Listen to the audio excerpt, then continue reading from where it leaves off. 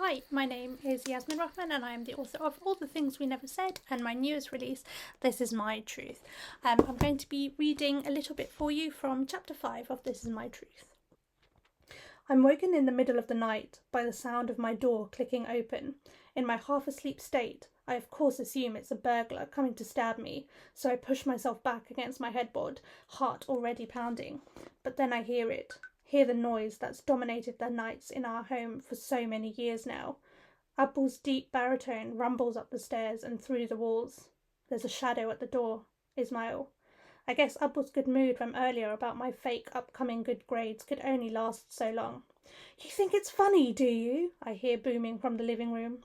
Ismail actually quivers as he stands in the doorway. Poor kid, I'd have thought he'd be used to it by now too, but I keep forgetting just how young he is. He doesn't ask if he can come into my bed, but he doesn't need to anymore. It's sort of become our ritual on the bad nights. I'm ashamed to say I probably would have slept through this argument if it weren't for Ismail. I put on a reassuring smile and flip down the corner of the duvet as an invitation.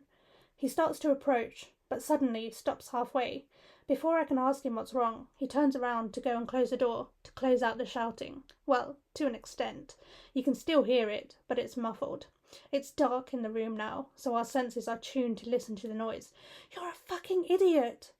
Ismail still hasn't moved from the door, so I grab my phone and turn the torch on so he can use it as a lighthouse to find his way to safety. He shuffles across the carpet and climbs in. I wrap the duvet over us and cuddle him close to me, turning my phone torch off. It's just us in the darkness now, us against the fighting. These rows at night put me on edge. It's like I'm waiting for it to reach boiling point to hear the sound of Abul's fists on Ammi's face or her body. And I'm just desperately trying to bury Ismail and my heads in the sand. If we don't hear it, it's not happening. There's one teeny tiny little silver lining in all this though. Ismail is never as free with his cuddles as he is on bad nights. It's horrible of me to even think that, isn't he? Poor kid's terrified. But at least I'm here for him. I'm here to look after him. I'm here to distract him. "Wanna watch a video?" I ask him, forcing some semblance of cheer into my voice. I think he buys it because he nods vigorously. I pull over my phone, attach 2 sets of headphones to the splitter and plug it into my phone. This is part of our ritual too, our bad night ritual. I open YouTube and click over to my channel. Ismail puts in his headphones and leans in closer. I can practically feel the smile that's spreading across his face. We lie intertwined, my phone raised above us, the volume up high, watching as his Fluttershy doll steals a brioche loaf 10 times its size. I can practically feel the tension leaving Ismail's body, feel the sleep entering his mind, and it makes me feel teary. Not about the fact that neither Ismail nor I should have to be going through this, having to live through all this arguing and fighting and being on edge all the time, but teary for a different reason, a good reason. I'm teary because I'm a bit glad.